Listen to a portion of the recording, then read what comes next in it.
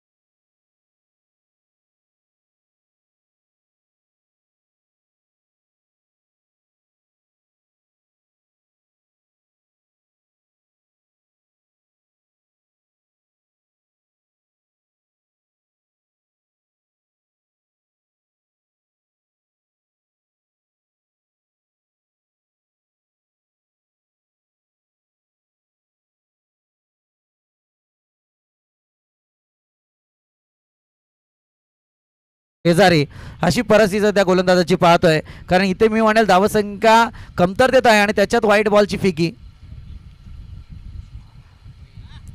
चांगला बॉल, पुन्हा एकदा कमबॅक केलाय। आता मात्र 5 बॉल शिल्लक असतील आणि गरज असेल ती मात्र 3 धावसंख्येची। नितीन शिनारे एक चांगली मजल मित्र म्हणे, नितीन शिनारेच्या बॅटमधून सुद्धा 2 अप्रतिम चौकार आलेत।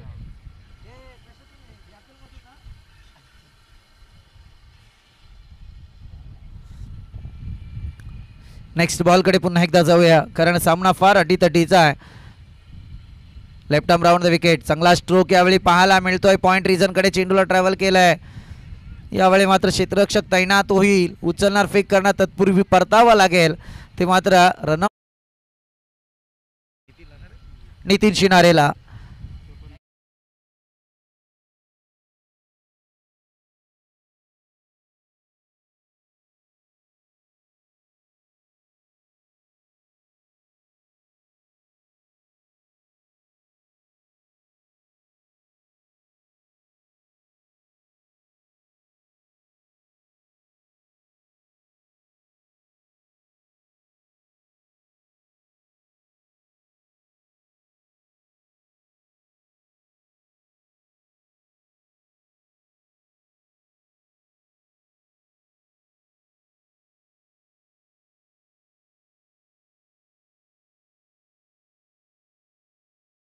परदिश्व विश्ववंदिता शहासन शिवशेषा मुद्रा भद्रागिराजते।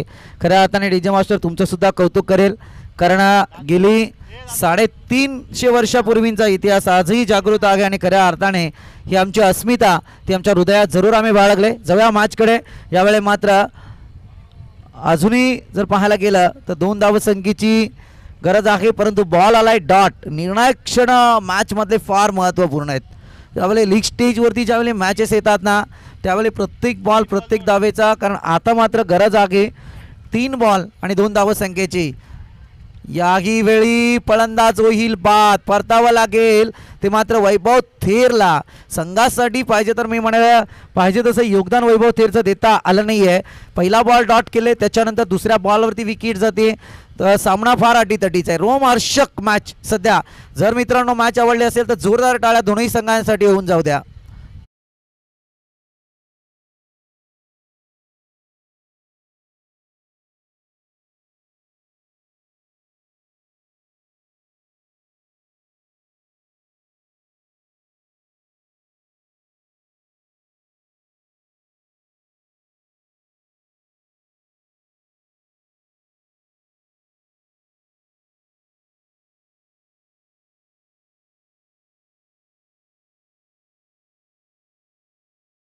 पाहायला गेलं तर फार अटीतटीची मॅच आहे आणि यावेळी मात्र पहा 6 बॉलमध्ये 4 ची गरज होती आणि अशा परिस्थितीत गोलंदाज सुमित गुमार याने पहिला बॉल फेकला होता वाईट।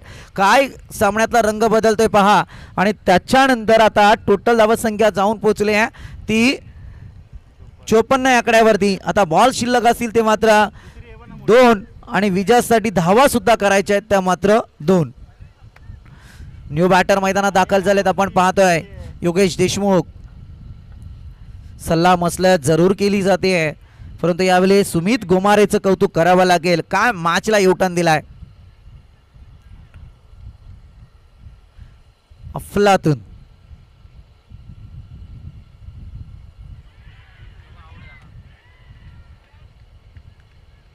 अभी नहीं तो कभी नहीं. मी म्हटलं होतं की सुमित गोमारेने या मॅचला काय युटर्न दिला आहे.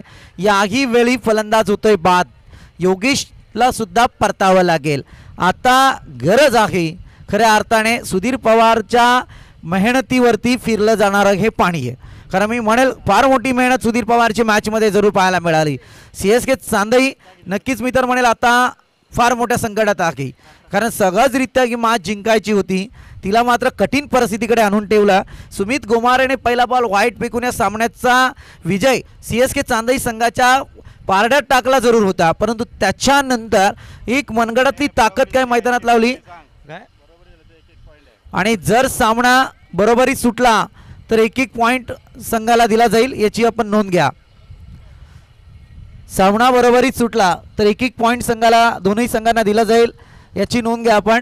म्हणजे जर समजा इथे या बॉलवरती 1 जरी धाव आली तरी 1-1 पॉइंट या 2 संघाच्या खात्यात जरूर जोडला जाईल किंवा 2 धावा आल्या तर CSK चांदई संघाचं पारडं विजय पताका राखताना दिसून येईल. तर इथे एकही धाव दिली नाही तर मात्र सेजल 11 हा संघ मात्र विजयी पताका झळकावेल. कोण जिंकेल कोण हारेल आज शेवटचा बॉल जरूर या मॅचचा सांगेल. जरा जोरदार टाळ्या दोन्ही संघासाठी होऊन जाऊ द्या मित्रांनो. खास करून सुमित गोमारेचं कौतुक करेल मैदानात अफलातून. जाऊया लास्ट बॉल 2 रनची गरज. आता मात्र काय होतंय मैदानात